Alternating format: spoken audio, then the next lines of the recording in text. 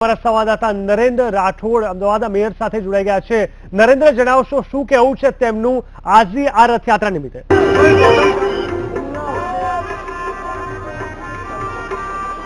जी 140મી જે રથયાત્રા નીકળી છે, ખૂબ જ ધાર્મિક લાગણીઓ અમદાવાદના લોકોની સંકળાયેલી હોય છે, ત્યારે પ્રથમ નાગરિક મેયર આપણી સાથે જોડાયા છે।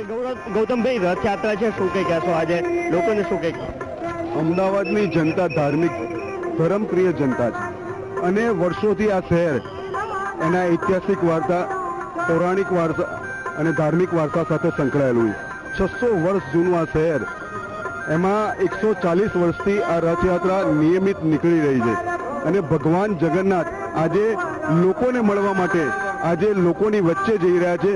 સામાન્ય ભગવાનના દર્શન કરવા આપણે જતા હોઈએ, આજે ભગવાન આપણી વચ્ચે આવી રહ્યા છે।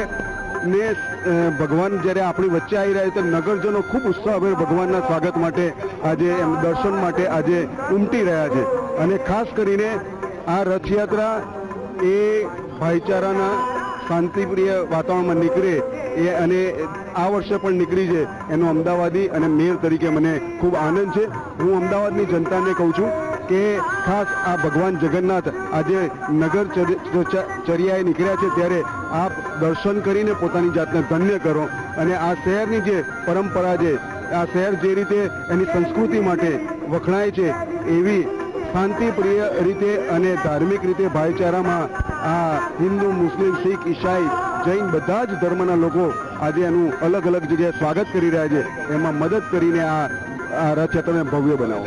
જી, વહીવટ તંત્રનો સમગ્ર રથયાત્રામાં કઈ રીતના રોલ રહેતો હોય છે ને શું કંઈ ખાસ આયોજન?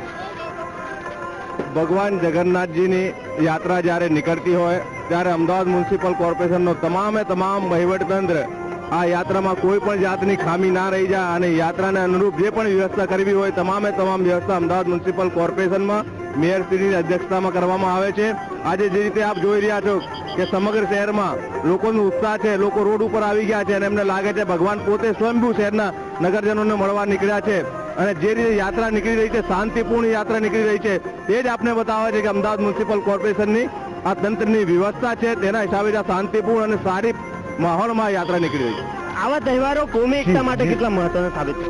આવા તહેવારો એ અમદાવાદ શહેર માટે ખૂબ મહત્વ ધરાવે છે।